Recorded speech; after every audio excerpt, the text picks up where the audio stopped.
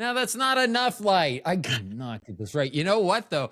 It's almost like you and I had this done correctly once before. It's like deja vu. It really is. Hey everyone, welcome to the podcast. My name's Ro, his name's Jason, and we're just joking about we've already done this show, so you're welcome. How you doing, Jason? I'm really good, Ro. How are you? I am doing well. So we need to catch up. So here's one of the things. So we did this show last week, only like 5 days ago, and it ended up having a really bad echo. So it was unusable. And neither one of us heard it, which was a weird thing. Anyway, it's really hard to recreate shows because so much of what we do is just talking. Yeah. It's not like, oh, well, let's go back and address this question again. So anywho, we do need to catch the people up on a few things that they missed out on. So right before we recorded last time, you had a medical emergency. Do you want to catch people up on what happened and how you're doing now? Yeah. So, well, thankfully, I'm doing very well now. So what happened was very short-lived, but very scary at the time. I was walking my dogs through the woods and I felt something sting the back of my thigh and the hamstring, and it hurt. You know, you knew it happened, and I didn't really think that much of it because I've been stung before plenty of times, and but this one was different. So I decided to head back to the house, and when I got home, I just sat outside for a couple of minutes. And as I was sat there, everything just started itching, and then the soles of my feet felt like they were being held against, a hot fire or something. They were burning like I've never known anything burn before. So I rushed inside, took a couple of antihistamines, and that didn't really do anything. Everything just got worse. I ended up dialing 999, our version of 911. And as I was on the phone to the emergency services, I was blacking out. My face was swelling up. My tongue was swelling up. My throat was swelling up to the point where I couldn't talk. And I ended up having to hand the phone over to my son to finish the conversation. And thankfully, the medics arrived very, very quickly. So hold on, I'm going to stop because this is new from our last story that your son was there. So how was your son taking all? Because he was brilliant. One of my children would have been amazing, and I'm not going to say which one, Trinity, and the other one, Mo. I won't mention Mo's name. Probably not handle it quite as well as Trinity might. So your son did a great job. Then did they kind of know what was? Did you all know what was going on at this point? Did you go, I'm having like a allergic reaction. I'm having anaphylactic shock. Or, I mean, for all you could have known, and I'm just throwing this out there, you could have been bit by a werewolf. Well, I did look round as soon as it happened, and I didn't see anything. And it was daylight. And I'm pretty certain I would have noticed a werewolf because they're pretty big normally. That's what they all. No, that's how werewolves do it. You don't notice them. You're like, oh, cute little dog. Can I pet you? And then. Well, I'll tell you after the next full moon. Which is. Isn't that like in a few days? Yeah, it is. It's Sunday. Yeah. So here's my thing.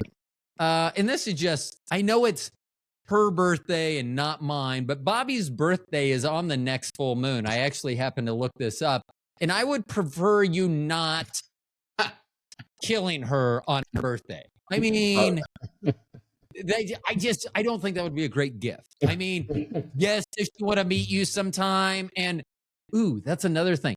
Do werewolves, depending on where they're located, do they have accents when they howl? Like, does your dog have a British accent when it howls? I've never really thought about it, but I guess they do. Certainly when they bark, they got a proper British bark. I'm sure they do. Okay, so let's get back to the story. So your son now, you have to hand the phone over to your son because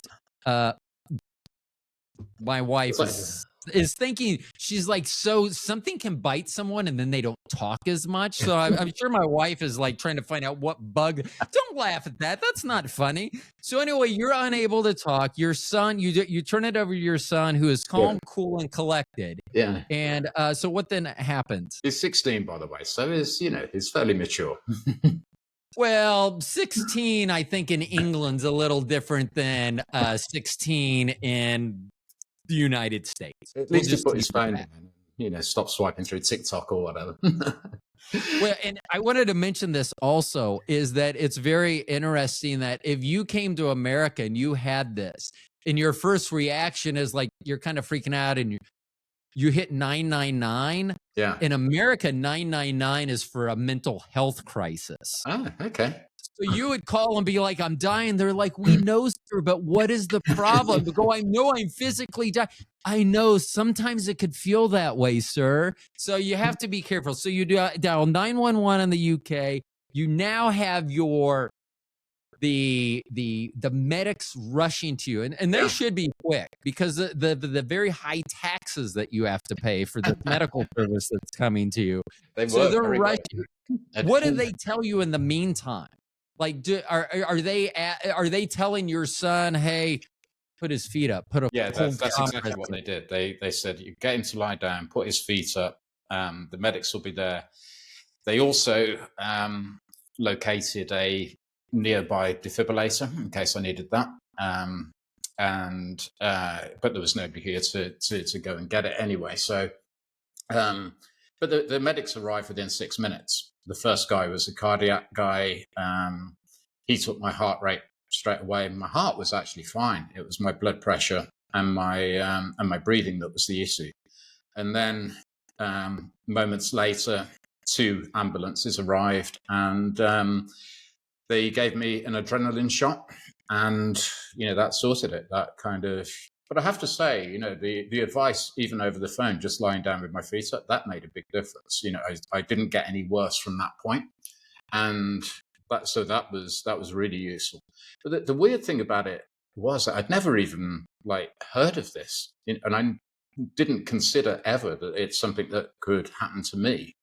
And yet all I was doing was walking the dogs on a route that I always take, everyday type of activity, and I ended up in a medical emergency. And what's really quite heartening is that there ended up being 6 paramedics here, and all of them and the people at the hospital said, look, it's a good job you're in the shape you're in, because it could have been very different. And I know people said similar things to you, Ro, after your stroke, but sometimes you don't recognize the full benefits of being healthy, fit, until you really need them, until you're in that kind of crisis.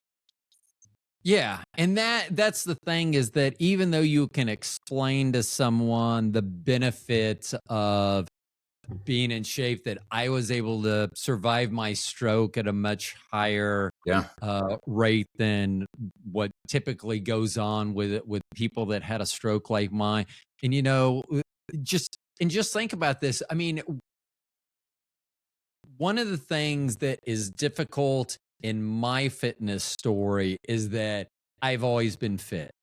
I mean, I just have always had energy. I was always run, play, and I was always fit. So I to me, whether my stroke happened at 57 or 47 or even 67, I'm sure people would have thought it was surprising. Yeah.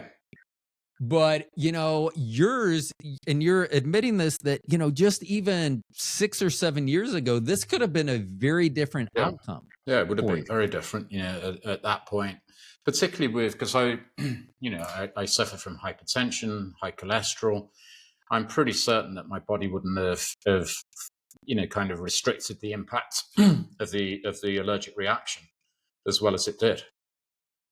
And I also wonder if being on those medications could also interfere with being able to properly diagnose what it was. I mean, you kind of knew what it was. See, because Bobby and I were having this talk, that if her and I were out for a walk and I got stung on my right leg, you wouldn't know, would you? I don't have any feeling on my right side. Oh, actually, okay. It's not. Sorry, I meant to turn my. Bobby, I was thinking that could have been Bobby telling us that the sound was awful, but she did send a text saying that the sound is great. Hey, So brilliant. we obviously don't know whatever problems we were having last time, we're not having them this time. Excellent. But I had mentioned that if I got stung on the right side, because after my knee replacement post-stroke, I didn't have any feeling from that knee replacement. I mean, I didn't have any pain. I didn't take any meds.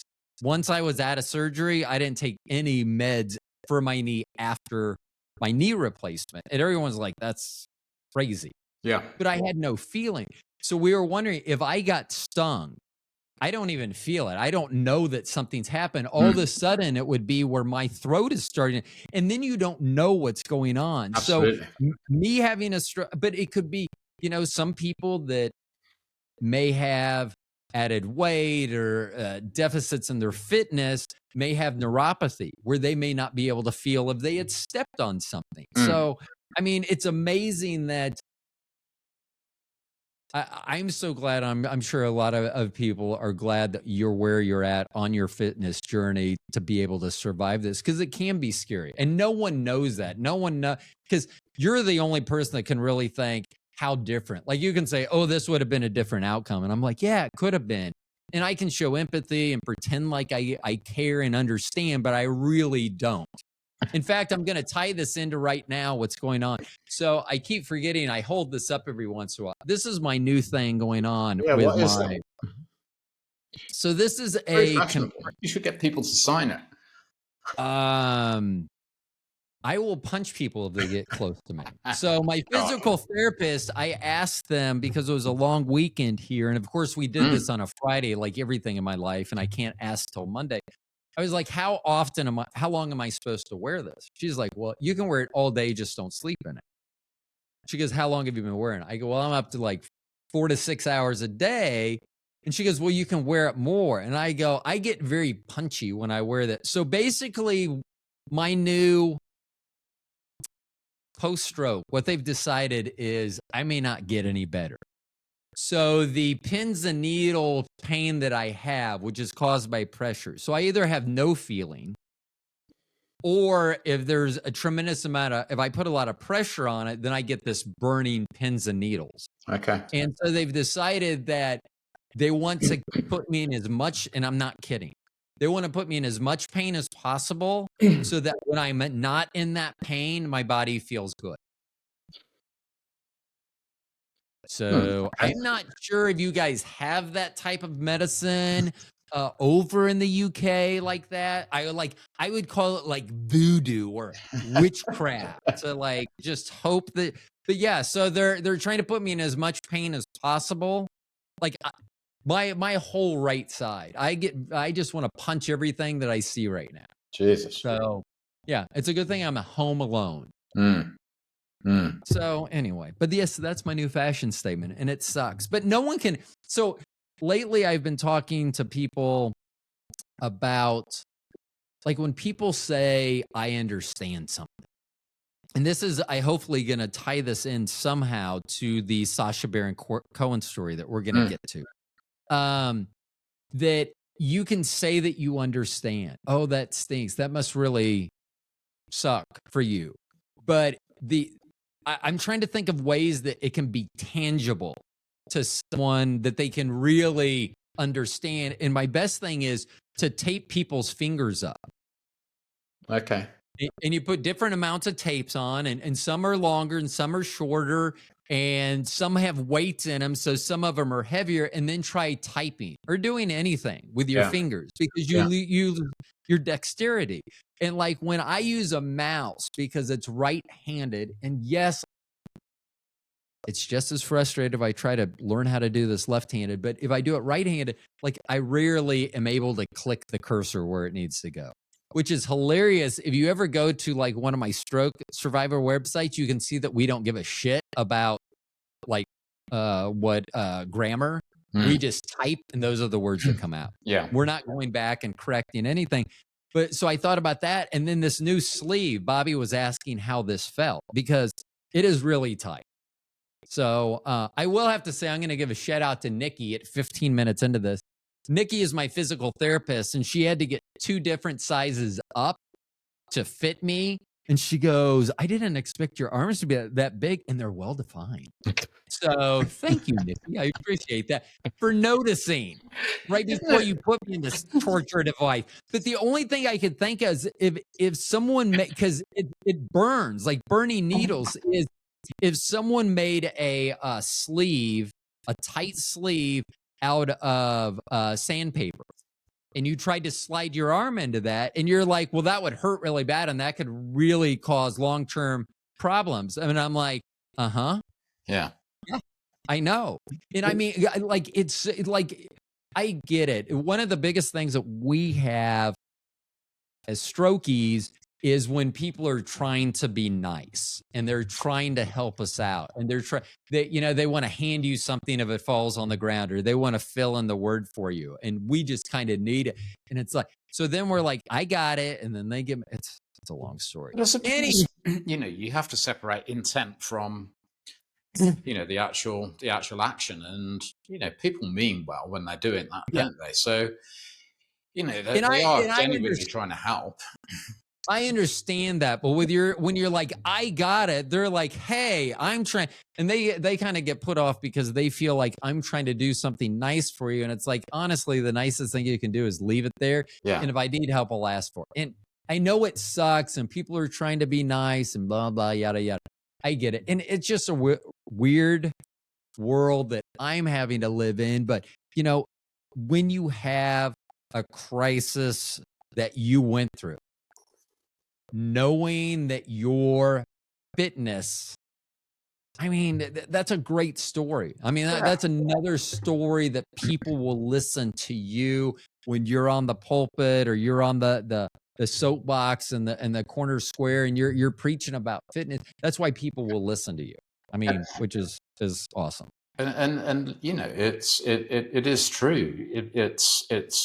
It kind of hits you then. It's not about posing on Instagram with your shirt off and whatever. It's about in this case it's about life and death maybe, and certainly quality of life. But I have to say, and your story of the of your well-defined arms with the sleeve, it reminded me of it. But when they discharged me from the hospital, they gave me a couple of these EpiPens so that I can give myself an adrenaline shot should it happen again. Right.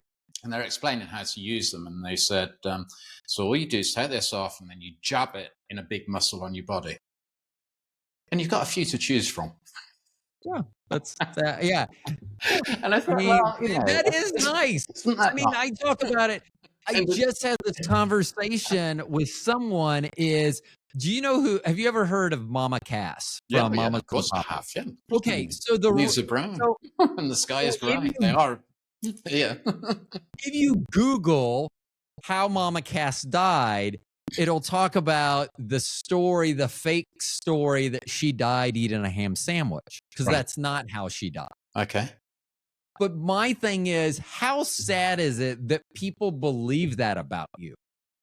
I mean, like you're Jason 8 years ago, 7 years ago, whatever you were. If someone said, God, Jason died, he choked on a ham sandwich, how many people do you think would be like, really? Like now, if they met you, they'd be like, no. Yeah, sure. I mean, and that's what I always think is funny, that I have a jacket from a Disney ride at Disney World called Expedition Everest. Everyone thinks that the jacket I have is an authentic, says Everett Summit Team and everything. Literally, people all the time, they ask me, they go, did you climb Everest? And here's the funny thing. So, and I've told this story before, but so I usually will say yes, because it's about the story, right? Yeah. And so, it's like, oh my God, I ran into this guy. He fucking climbed Everest, and like, I'll never see him again, whatever. Yeah. So one day we're at church. Bobby and I are sitting in church, and I had walked in and I had worn the jacket. I mean, I just grabbed it. It was the weight that I needed for the temperature that day. And so I wore it to church, and a woman came over and she's like, oh my gosh, your jacket. She goes, oh my gosh, did you climb Everest? And I was like, no, I didn't. This is from a ride in Disney World. And she actually said to me, she goes, oh, it would have been a better story if you would have. And I looked at Bobby and she smiled. I go, what are you smiling about? And she thought that I didn't lie because we were sitting inside a church. She thought that I was going to feel guilt. Well, I told her, I go, the problem is we go to a church that has 22,000 members. I guarantee you that someone here has climbed Everest. Yes. And I'm 6'5" and I stick out. I don't want them to go, hey, Johnny, that's the other guy that's climbed Everest. I don't want him coming over to me. Then I look like a fraud. So I didn't want to look like a fraud in the church. I didn't care if I lied. Like if I came and visited you and we were at your church and someone asked me if I climbed Everest, I would say yes. And you'd be like, no, he didn't. I'd be like, long night for him last night. I mean, Yeah. And you know that Yeti that appears at the top of the ride just before you go backwards again? I'd say that you saw a Yeti up there as well. I know. God, it's funny that so I also did that once. The only other time I've denied it on a wide term basis, I forgot and wore it to Colorado. So there are a lot of maybe not people that have actually climbed Everest that know about climbing. Yeah. Like they'd be like, so what rope did you use? And I'd be like, they're different ropes. I don't know what that. It was a blue one. Well, yeah. I mean, it's always about the story. I actually had to talk to a lawyer about this. So here in the United States, it's called the right of sepulcher. That's how much research I did on this. Like if I die just like asleep in bed, not a cool story. No one is coming and picking up my body and going home and telling their family about it. But if she puts me in front of a computer with like a whole bunch of different lotions and some like weird fetish porn on the computer, the coroner is definitely telling their spouse when they got home. I picked up this dude today and he's watching this weird porn. But that isn't the way you want to be remembered. That's not your legacy, Ray. Actually, you know what? I was thinking about my legacy, and now that I've said that out loud, that moves pretty near the top of the list. I'm not saying it's the top of the list, but it's near my legacy is not very robust at this point. So, yeah. Okay. So we eventually have to, because I actually put on Instagram that this was people are going to say SYD. I don't understand SYD, SYD. Yeah. And it actually, it's two things. And I'm going to get to the second thing. We'll get to why this even came up, why the SYD and what that means once we get past this story, because there was a story written by a woman who talked about Sacha Baron Cohen, how he was getting ready for a movie role, but his recently divorced and he had got this body and she was appalled by it. Or I'm paraphrasing or I'm doing something to her words there. And says that she wasn't very... was the actual word that she used. Was what? Repulsed? Repulsive. That was how she described him. Which is, and I'm going to just throw this in. I am not vain. Like people like to call me vain because I say every time I walk by a mirror and I'm naked, I look at myself. So, I mean, you don't notice if you change, if you don't look. And I always say this, vanity, if I'm vain, that's fine. I will say that if I'm going to pick one of the deadly sins, and I'm pretty sure vanity is one of them, I would rather be vain than gluttonous. Yeah, likewise. I mean, if I'm going to pick one, and trust me, I've picked like 2 or 3 of the deadly sins. So I've already pre-selected them on some sort of checklist. So you made a response to this woman. So do you want to fill people in? See, and this is the hard thing about us already doing the show. I'm like, you've already filled me in on this. But would you like to fill in our listeners on exactly what the story entailed and what she found so repulsive and what your response to her was? Yeah, sure. So Sacha Baron Cohen appeared on the front cover of Men's Fitness magazine in the August issue, and showing off a very ripped physique. And there's an article inside, with quotes from him and his personal trainer, basically telling people how he did it and all of those kind of things. And we have a newspaper, a very respected newspaper called The Telegraph, in the. We don't have respected newspapers in the United States anymore. Well, I say it used to be respected, probably less so now. And a journalist there did an opinion piece, basically saying, his body is repulsive, what he's done is repulsive, what's wrong with having a dad bod, why would men want to do this? Oh, it's because they want to attract women. They're all very sad, etc., etc., etc. And the article itself. Well, firstly, the feature in Men's Fitness went pretty viral to start off with. But then this particular article just made it explode because, people were sharing it all over the internet. There were lots of comments, normally, having a go at the journalist for what she'd written, comments like, could you imagine a man writing an article like this about a woman? Various other things, body shaming, it works both ways, all of these kind of things. And I ended up getting in touch with the journalist. And part of the reason for that is, as you know, he was on the front cover in August, I'm on the front cover in September. And so, I thought, well, I've got a right to reply, given that I'm of a similar age to Sacha Baron Cohen. I've gone through a similar transformation. Let me tell you what really drives people to do that. So surprisingly, she was incredibly supportive. She got back to me very, very quickly. I ended up having an interview with a different journalist, and a feature with me responding appeared a couple of Sundays afterwards, and that got picked up again. It was the most read article on Apple News for a few days in the week after it was published, that was a hell of a shock. I was sitting having my lunch, and I got my iPad open, and I was looking through Apple News in the hope that my soccer team, football, in real terms, Aston Villa, had signed a new player that would, make our season a lot more successful than it appears to be going at the moment. And I'm flicking through, and there's me. And I thought, bloody hell, it's quite a nice surprise. And it was, most popular in Apple News, number one, Jason Smith. Number two, did it get bumped from there by Grimsby beating Manchester United? Well, that was a week later. I just wanted to throw that in. I hear some about football every once in a while. So was that everyone, the story I read, and I'm changing the subject from health to football real quick. Was that, they said that was David versus goal? I can't, I don't understand that.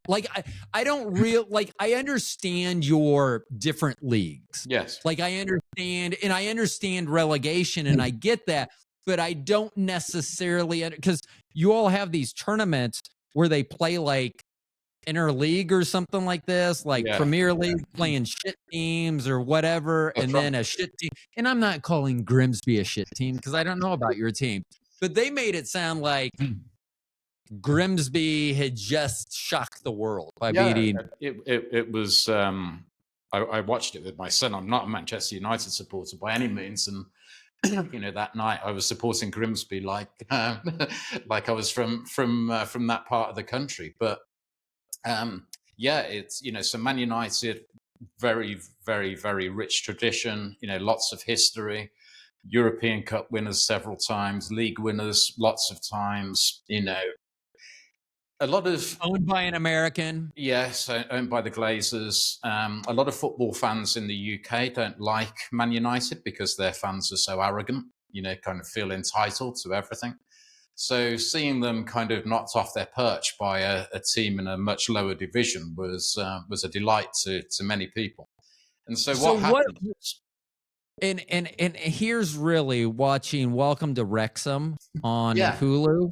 I mean, that's where a lot of it, when they, buying players and, transfers and things like that. Is that what makes it so shocking? Because it's these guys, their whole team only makes what their star on Man U makes, or why? It would be like that. Absolutely. Okay. In fact, probably not even their star. Probably maybe even their lowest paid player would earn as much in a week as the entire Grimsby team. That's the difference. Okay. But and again, to put it on into context, because I know Welcome to Wrexham's quite popular.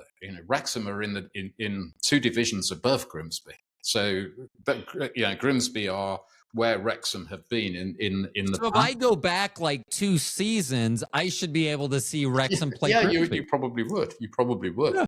But funny. so yeah, it was a hell of a shock. And the way that it works is that we play within a league. So we have the Premier League, 20 teams. You play every team twice, once at home, once away.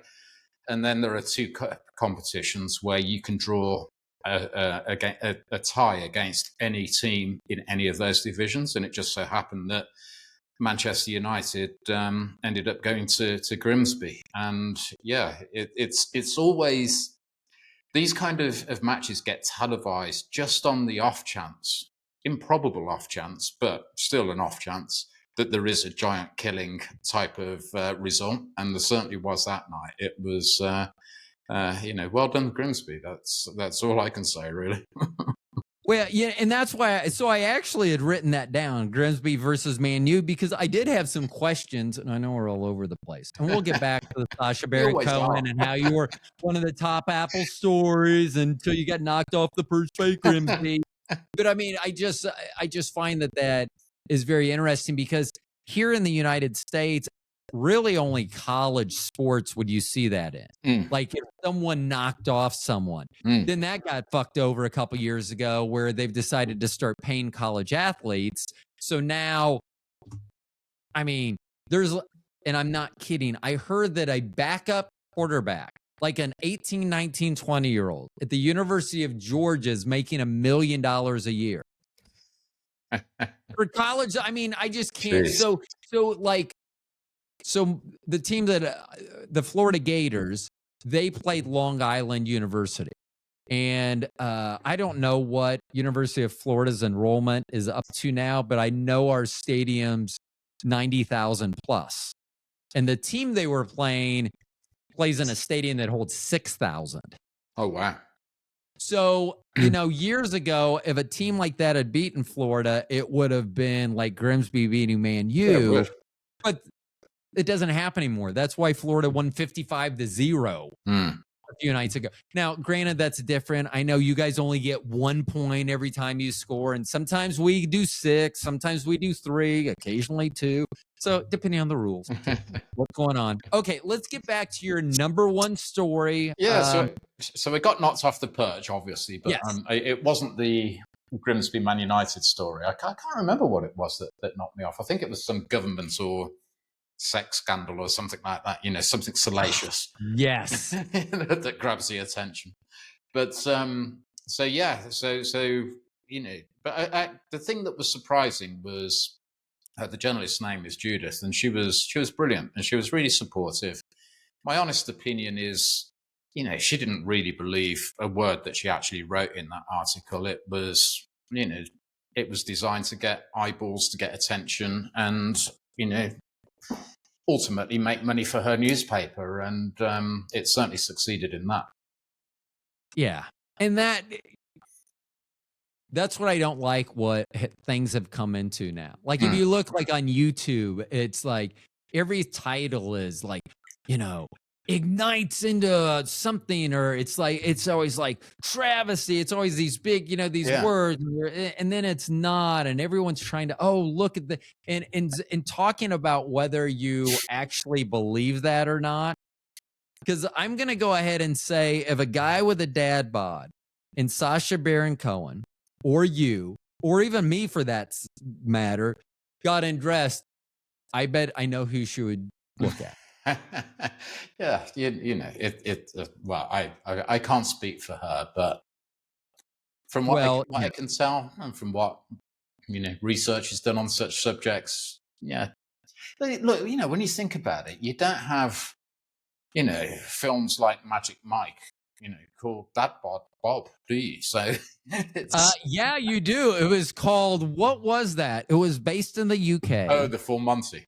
Yes, The Full Monty. Comedy. It wasn't for any kind of alternative Right, but entertainment. the funny thing is now those guys back then everyone's like, look at those guys. Those guys are really out of shape. They're embarrassed doing that, No, and that's now it. it's like they're not really that out of shape anymore. No, So that is right. Absolutely. And if you look at all the stats, in terms of being overweight, obese, certainly in the UK, and I know it's true in the US as well, the proportion of people that are in those categories is just increasing year after year after year.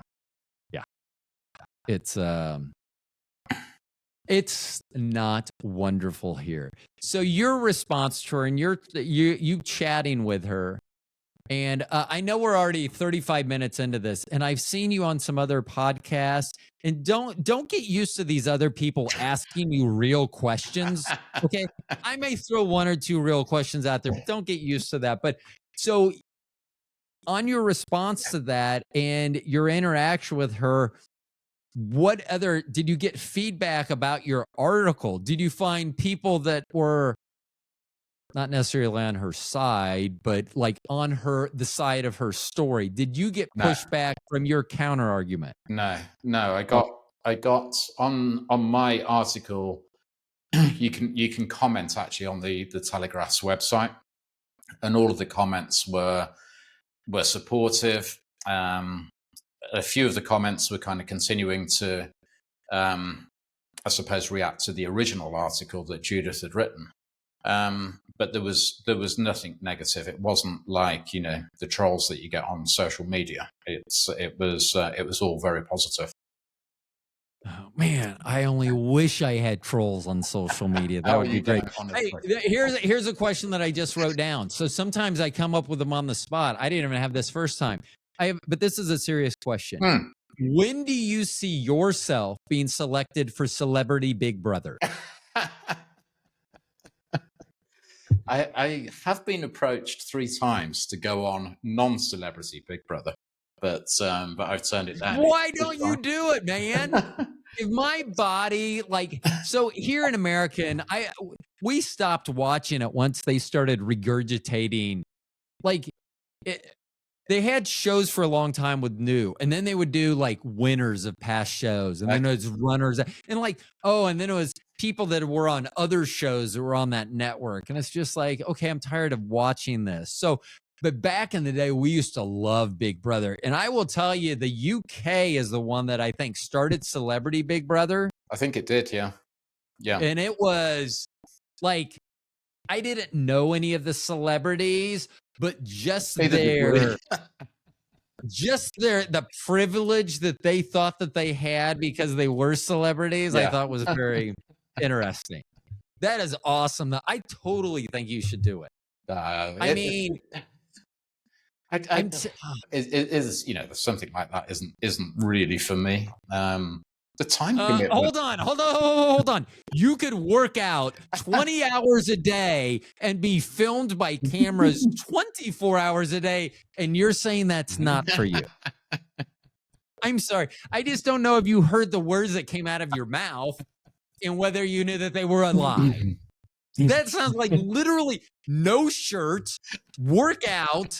I mean, here in America, they got like layout workout, be filmed all the time. Oh, yeah.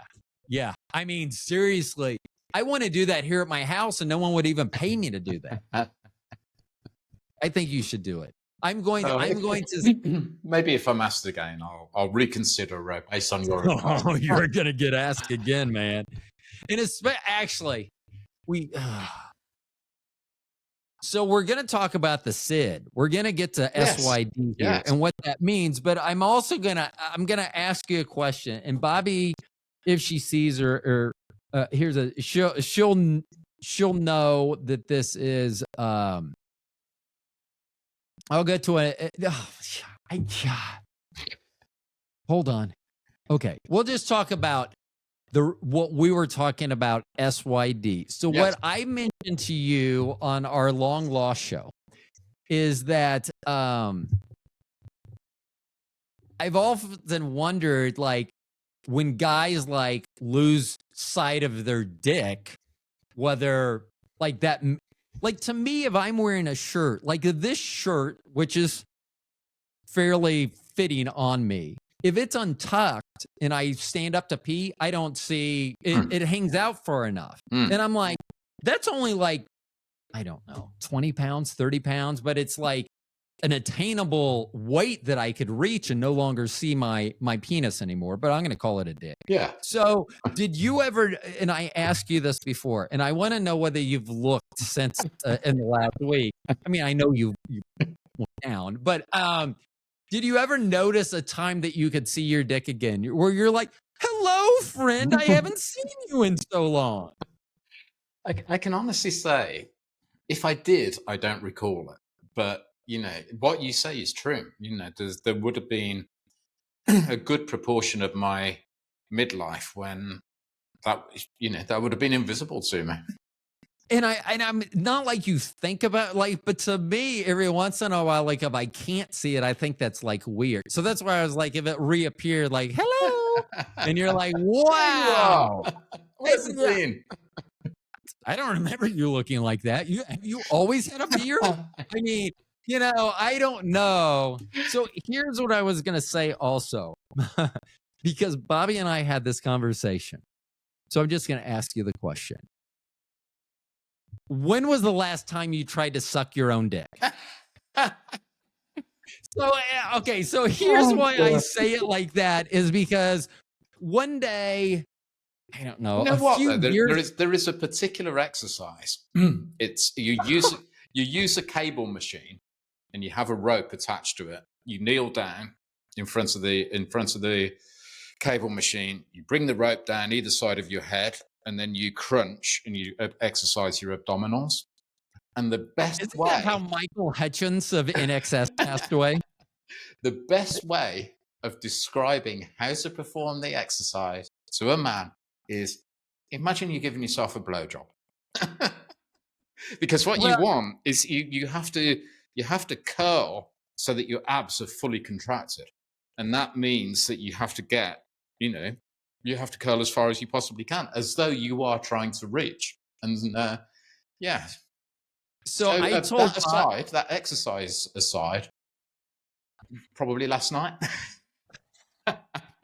So here's the funny thing. So I mentioned to Bobby a few years back, many years back, I said something about, I think I said there are two types of guys. There are guys that know they can't suck their dick, and there are guys that have tried to suck their dick. Like if you even think it's a chance, you're like, I'm going to see if I can do this myself. I may not even need women. I don't know how this is going to. And so she goes, real. I go, every guy has. And she goes, I'm going to ask the guys at work. Oh, God. And so her part-time job, she worked with a lot of men older than me, and I'm 7 years older than Bobby. But she goes, I'm going to ask them. I go, hold on. I go, you can't ask them if they've ever sucked a dick before, tried to suck their dick before, because they'll say no. I go, so you have to phrase the question, when was the last time? And it was funny because she phrased it like that, and all of them answered. And one of them was like, last night. And all of the other ones were like, I don't know, high school. And one of them was like, before I got this belly. And it was just very funny. Absolutely. Yeah. So, but Bobby and I had the conversation this past week. I go, I wonder if I could still do that. And she goes, well, why do you not think you'd be able to reach it? I go, well, I'm not as limber as I used to be. And so we just had this conversation. So I noticed that see your dick and suck your dick are two things, because I'm going to say, if you're too fat, if your abs are too covered up that you can't see your own penis, there's no way you're going to reach it. No, absolutely. I mean, no. I mean, if your penis is that impressive that you're going to be able to see it on the other side of a big stomach, you're getting rid of that big stomach. There was one Ron Jeremy, and that's all the Ron Jeremys there's going to be. Is that two 70s or 80s a porn reference for you, or do you know who Ron Jeremy is? It's a bit old school, isn't it? Yeah, but you don't see. I mean, guys don't look like that anymore. Like in the 70s. Not in those films, but you know, there's probably a fair few that do in real life. No. Oh, yeah. But who knows? I mean, it's like Bigfoot. They could really exist, but no one sees them. No one's gonna be like. No one's like, oh man, you're really out of shape. And I got a big dick, and it's like, I'll take your word for it. There is a current-ish male porn star, and on Instagram I get lots of comments saying, "Oh, you look just like," and I can't remember his name for the life of me. Oh, you got to find out. So, okay. And I'm thinking, yeah, maybe facially, but that's about it. So, no. So here's a funny thing. So my friend Mitch, when he was getting his master's at University of Memphis, now used to be Memphis State, he was driving from Kansas City to Memphis, which is a lot of rural, like no light towns and things like this. And his car broke down. So this is back like around probably early 90s. And so he's waiting for his car to get fixed, and he's in this filling station. They have all these porn magazines, because that's where you used to have to get your porn in the 90s, at a gas station. So he just decided, he picked up a magazine and was looking at it, and he thought I was in it. And he's seen me. We've gone streaking together. I mean, but he thought it was me. So he bought the magazine. He was like, it was Hustler magazine. And so I'm gonna find a picture that my mom has of me when I have hair. And so the porn star that, okay, I gotta finish this story. So he buys the magazine because he wanted to go, dude, are you sure this isn't you? Goes to school, goes back home for a vacation or whatever, has it with him. His mom finds it. She knows me. She thinks it's me. So they have that conversation. So Mitch and Mindy are having that conversation. She gives the magazine back. And then I was dating a girl at the time. I was like, can I see the magazine? I want to like leave it and have her just see it. And I want to see what I want her to go, God, this guy looks like you were like, she thought it was me. And I'm like, but I'm literally right here.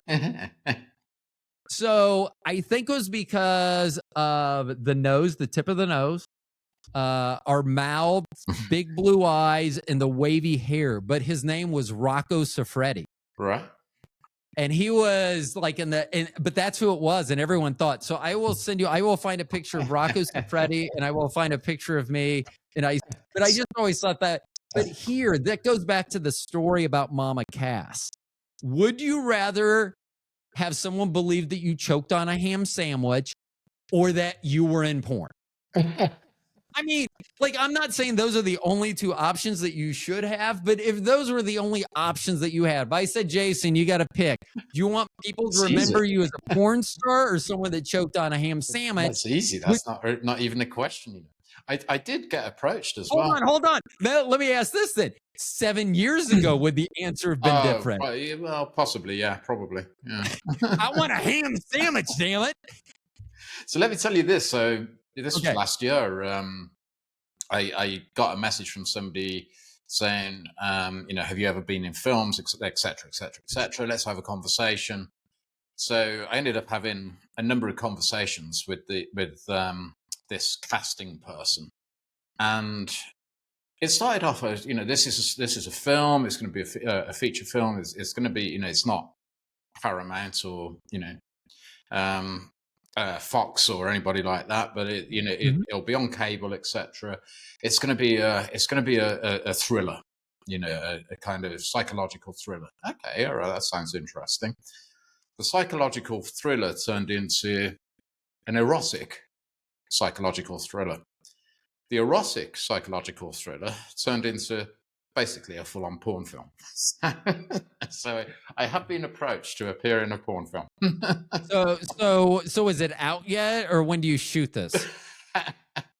Like, you're saying it like you're saying like when it was like a psychological thriller, it was like, I'm in with this, and then like once they add sex, you're like, that's where you drop out. I mean. Yeah, like, I mean, that's I had to think about it, but that would cause too many give him my number. But sure, it gets released on the next full moon, which happens to be Bobby's birthday, doesn't it? Yeah. So, oh my gosh, that is Well, you do what you got to do. I found out that guys make very little in those movies. In fact, I would have to do like dozens of movies a week just to make any money at it. And I'm not saying that I wouldn't do a dozen movies a week. I'm just saying that's what I would have to do. Who are we kidding? I'm You in need my some stamina, though, wouldn't you? I mean, there's another good reason to get fit. well, yeah, and I don't like I don't know. I just like I will say this. I'm not a porn guy. I don't watch porn. But if I did, it would have nurses and doctors. And I used to think, well, I just thought that's sexy. But I think it's because I'm always around nurses and doctors that I'm just like, you do what you know. You know, it's not like, oh, well, I'm going to be with Cheryl, the accountant. No, it's going to be a nurse because I'm in a hospital all the time. And you know, from what I understand, they get very hot sometimes, those nurses, and have to take their scrubs off and work naked. What can you do? That's not part of the NHS system. No. So you didn't throw the number away. I mean, that's like I'm just saying that like that number for that film producer, you should at least keep it. You never know. This whole fitness thing may not work out for you. So you go down the porn route. I mean, from what I understand, people find your body repulsive. Yeah, exactly. So what do you have next coming up for you, Jason? I know that you amaze me at what content you put out. Like I literally do nothing all day. And I think it's been 2 weeks since I even posted on Instagram, and you post so much great content. You post so much specific content for like, even if I post, I'm just rambling. So yours is very specific. It has good messages with it. It's not just about workout. It's about life. How do you do it, and what's next for you? In terms of how do I do it, I just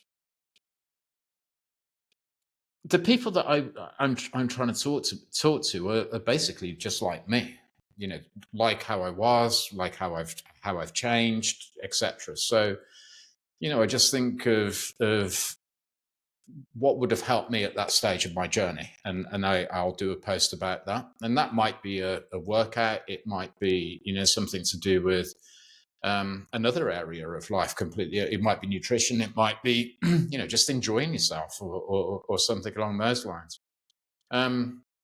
So that's how I think about doing the posts. And, you know, I always try and make them relatable to typically, you know, guys who are in midlife and, you know, kind of feeling like it could be a lot better than this. It should be a lot better than this, because that's exactly how I was. And, you know, my message is it can be a lot better than this. You know, it takes a bit of effort, but it's totally worth it. In terms of what's coming up next, I'm working on some stuff which will go into another one of the UK's big newspapers, a newspaper called the Daily Mail. You get it stateside as Mail Online. It's very well subscribed over there. So that all kicks off next week. And what will that be? Can you give us a fitness transformation with one of their journalists? So I'm going to be working with him for a period of time in exactly the same way as I would with, you know, any one of my clients, and helping him get from, you know, where he is now, which, you know, if he looks down, he'll be negative on the SYD index, put it like that, and getting you should ask him, go, where are you again? So that's one thing that I'm working on, and then there's a few other things as well. You know, I've got a few additional podcasts that I'm recording over the course of the next few weeks, but I am thinking about you know, some much bigger things. I'm thinking about, you know, maybe writing a book, for example, and hopefully you know, just kind of telling my story and you know, helping people get to make the similar kind of changes to what I've made. That's what I always try and do. Well, and that's why people follow you and they enjoy your content and the interaction that you have with them. Because I'll see it in the comments, because I'll make a lot of comments, and and I'll see the interactions that you have. And I think that's very, very important, which is why I probably don't do it that much. But I wanted to ask you this while you were talking about helping this journalist in a fitness transformation. Bobby pointed out to me a picture came up of me from, I don't know, 3 years ago, 4 years ago, something like that. And I'm like, how do I look compared to that?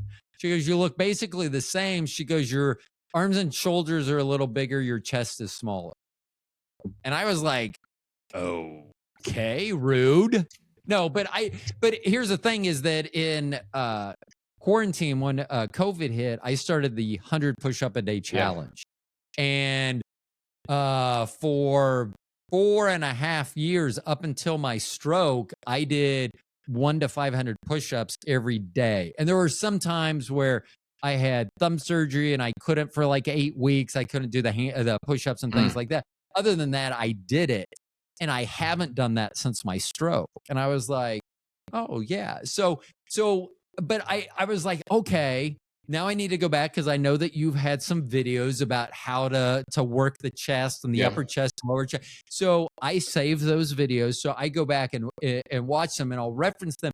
But do you ever have anyone that's kind of like keeps you in check? Like whether it's your son or your wife or someone that you're working out with or see at the gym on a consistent basis. Is there anyone that you have that relationship with? Because one of the things that I have all these different tools, all these different things. This one has a bracelet on it. These are all the different like torture devices that I have to use. Well, once I start using one and I sometimes I'll forget about because I add so many on. So are there parts of your body that you've like moved on to and neglected, or are you just adding your workouts on top of each other? If that makes sense. Yeah, so it's a mixture really. So and it changes and has changed, over time. So as an example, right now, I'm going through, a period where I'm focusing on getting more lean. So I'm maintaining or growing muscle mass, but reducing body fat, and that's requires some changes to my training, but probably more impactfully changes to my nutrition. So, and that's been going really, really well. So I'm pleased with that. Most of what I do is kind of, self-inflicted is probably the best way of describing it. But that isn't to say that I'm kind of like, closed off to anybody else. So one of the things that does keep me in check is, if I'm going to do what I do, I believe I need to look, behave, be a certain way. I need to be authentic. And, so it's very rare that I, maybe feel a little tired and don't feel like doing a workout. But when I do something like that, we'll think, what would I say to one of my clients? I would say, okay, well, just let's start and see how we get on. And I know that when I start a workout, I get into it like that, and I'll do a really good workout, and I'm so happy that I did it afterwards. It makes me feel good. So that keeps me in check. But I know other personal trainers. I work with other personal trainers, and I'm always getting tips and advice and help from them. So yeah, I mean, I kind of always have an overall goal, which might be, it might be increase my endurance. So it's so that I can run further, faster, for longer. It might be to increase my muscle mass. It might be to get more lean. It might be, for a specific thing. So I'm doing a lot of back work at the moment because I've been getting into climbing. And I want to be able to be really strong, so that I don't have, if I can't use my feet, I don't have to use my feet to climb up the the climbing wall, etc. So yeah, it really just depends. Yeah, and it's amazing how climbing is totally different than anything else. Like I haven't done it in ultimately 30 years, 30 plus years. Yeah. I know what you're talking about. I mean, being able to use your hand. I used to like climbing up ladders, like tall ladders from the inside. Like I would hang and crawl up, and then I get there, I try to spin around without the ladder falling because I was smart. You So are that's smart. why I would do stuff like It's that. in the name. Yeah, it is. Well, yeah. Sometimes I didn't really dive into my whole genius until I got out of high school. I was always the athlete who could skip school whenever he wanted, which has some benefits. Good life, right? Well, yeah, it's not a horrible Does life. that make you a jock in America? Is that what a jock is? Yes. Okay. So you'd have been popular on prom night. No. I mean, no. I was usually looking the girls that I mingled with were older than I was. Okay. So let's see. Between my junior and senior year in high school, which would be secondary school or something for you all. Yeah. I was dating someone that would have been a junior, senior in college. So they were 4 years old. So prom, I went with my one of my best friends. We went to prom together, and that was fun. That was literally, I got screwed on that one. So if you see us, isn't that the idea? She's wearing this beautiful dress, and I'm wearing this all white tux. Because what happened was we didn't decide until like the week of prom to go. And I will tell you, that's not really the time to go out and buy a tux. I mean, to rent a tux. Yeah. So there's not much left. No, and especially when you're my proportions. It's not like, it's not like I don't know what the average size is. Whatever the average size is, I am not. So yeah, it's a horrible. And that was like, if I would have been as dark as I am now, it would have looked pretty good. That white tux would have been good. It's funny though, because Bobby made fun of me a few years ago. I bought a tux, and she goes, "Why do you want to own a tux?" And I'm like, "Well, you never know." And I think I've worn it on 5 occasions now. Oh, it's more than paid for itself. But good. Well, yeah, you do what you have to do. That's more often than I have in the last 5 years. Well, I'm gonna have to get a new one. So mine is a navy tux, black satin lapel, black not pinstripe, but the piping down the pants. Yeah. That seems to be more fashionable now, the blue. Okay. And so now that I see that, it's like, nope, I got to change. So I think I'm going to go back to a traditional black. Yeah. Because that always looks good. I mean, yeah. And if I could just talk like James Bond, I would be okay. That's Dick Van Dyke again, bro. James Bond doesn't sweat like that. I was thinking Jackie Sherrill. Was that? Hold on. What? Jackie Stewart. I need to drive my car left hand, left. Oh, he was F1. He was. I'm so used to American races where they just turn, left turn, and go in circles, which is great. I mean, those cars are impressive. We had a friend who ended up racing F1, Townsend Bell. So we were at his races here in Kansas City back in 2001, August of 2001. And so I remember the day of the race, I was at the end of pit row, and I was just kneeling at the end of pit row, like kneeling like this. And even those cars coming out of pit row. Yeah. I mean, it's just, TV does not do it. Like, I'm not a car, like, I don't know the people. I don't know much about anything with cars, but I can appreciate that fucking speed. Yeah. Like, that's blinking, you miss it if you're actually at an event. Absolutely. Yeah.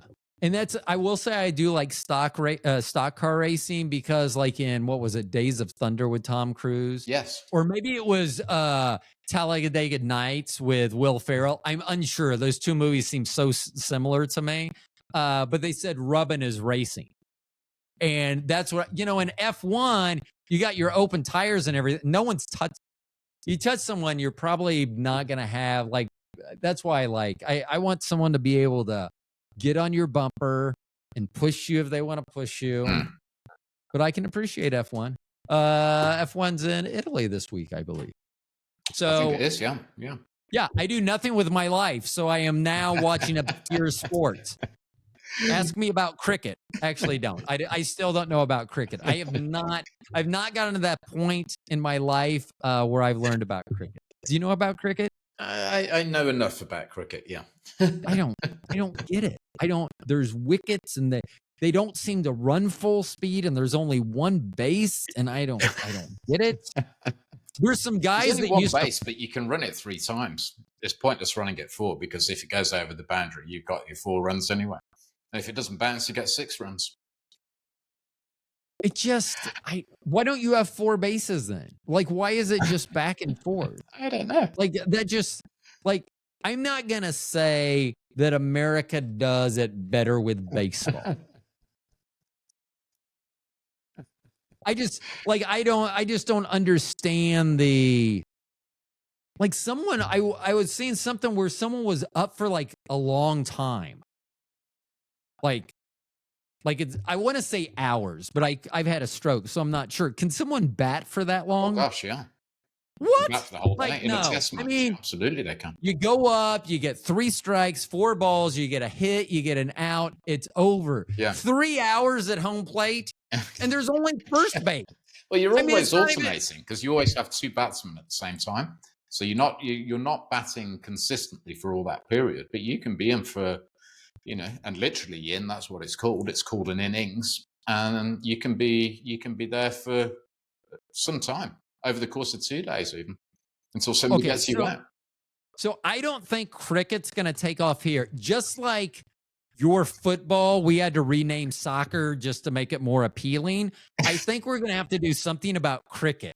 Like if we really want cricket to take off here in America, if we like call it like all you can eat buffet, then I think that Americans will really tune in to see that. Oh, they already do that. It's the hot dog eating contest on 4th of July. Okay. So I know that you're busy, so I'm not going to keep you much longer. So I'm going to end on this note. Do you watch the Great American Pastime? And I know it has to be painful being British and it's on the 4th of July, our Independence Day from you. But the hot dog eating contest, have you ever seen that or do you watch that? No, I've never seen that. I might have to look it up now. You've mentioned it though. Oh my God. You literally have never seen a Nathan's hot dog eating contest? No. Do you know how the hot dog eating contest work? Well, I presume you have to eat as many hot dogs as you can in a certain amount of time or something. Well, you do. But what they do is they take the hot dogs and then they debun them. Okay. And then they jam as many hot dogs. Like, remember that movie they wanted you to do? It is going to be a very similar action to that. You're going to be sticking a whole bunch of wieners in your... A whole bunch of wieners go in the mouth at one time, and then when those are chewed up, they take the buns because it's corn, so you know something's going to happen with the buns, and they get soaked in juices, which is water in this case, and so then the bun is soaked, and it makes it easier to eat, and then they eat it that way. Oh, God. Yeah. I feel sick just thinking of it. It is disgusting to watch, and to know that someone eats like 70 of those. Oh, God. And the fact that most of them are not a normal American. Like these people are not, you would think a 600-pound person would have an advantage, but no, it's these little tiny people. I am sending you this. It is disgusting, and do not watch it before you eat. It's okay, Ro. You don't need to send it to me. I've got a picture in my head. Oh. That's whatever picture you have in your head, it is not doing it justice. But don't you think it's crazy how people do stupid things? Let's call it different things to get attention. And do you know how many people die trying to get that, kind of exhilarating shot to post on Instagram or something, falling off a cliff or a bridge or something like that, or trying to balance on something and end up falling. And it's just crazy. I know. And you know what, though? I will say that Joey Chestnut so there was a big, so last year, Nathan's hot dogs, which are maybe not the best economical. I mean, they're a very good beef hot dog. I very much like them. They're very well rated. Well, this guy Joey Chestnut, who had won this tournament like year after year, he signed with a vegan fucking hot dog, like one of those Impossible hot dogs, and they banned him last year.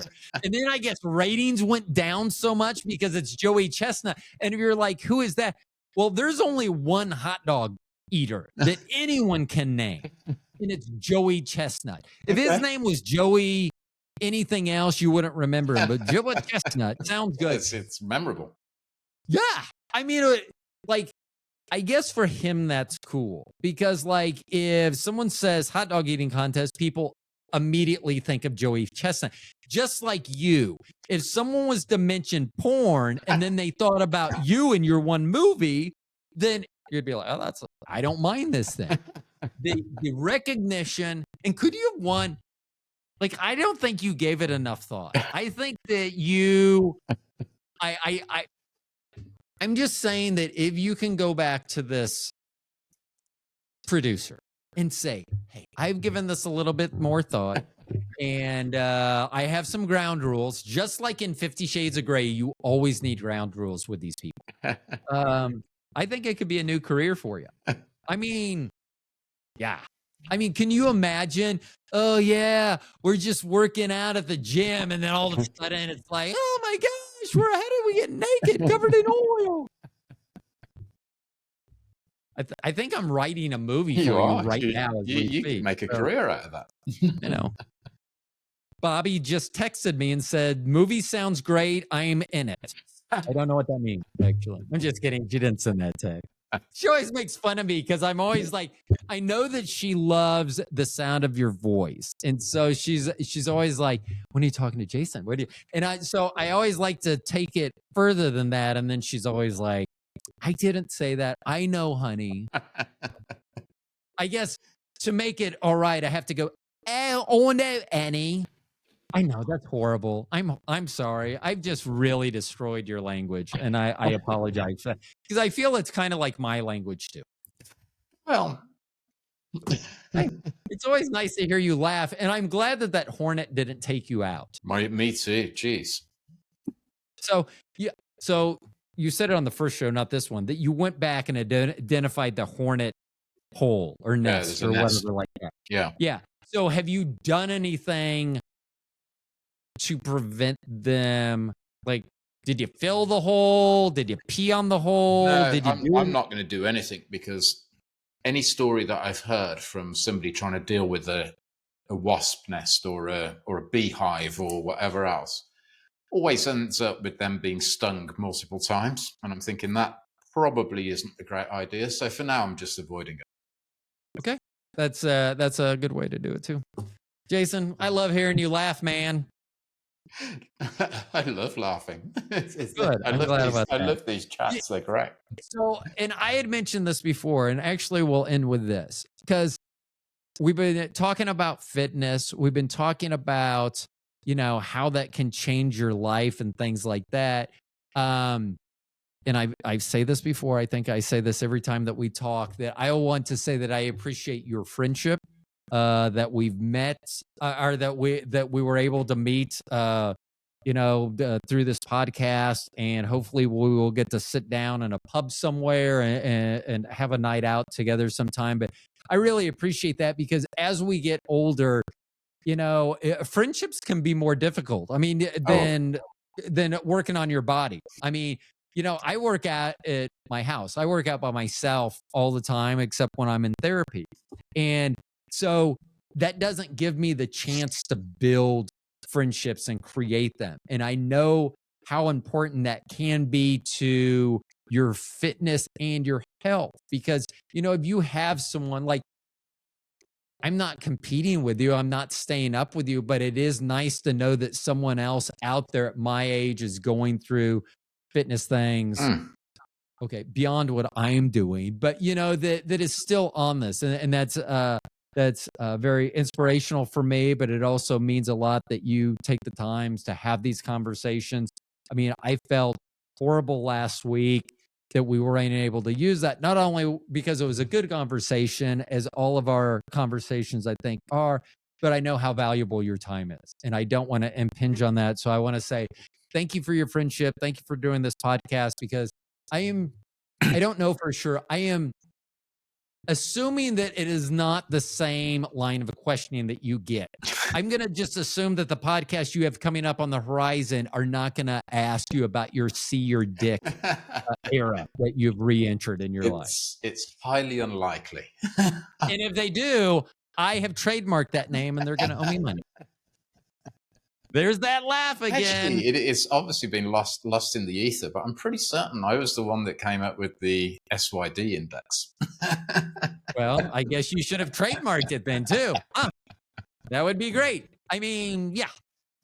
Sorry. Yeah. Well, that's why I took Fit in Old Life, because I thought if you ever wanted that name on Instagram, I was going to sell it to you.